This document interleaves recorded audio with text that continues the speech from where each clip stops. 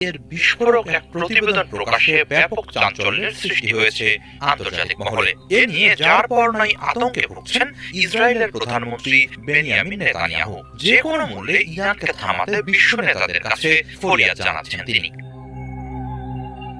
কি এমন বিস্ফোরক তথ্য আছে আইএইএ এর সর্বশেষ প্রতিবেদনে?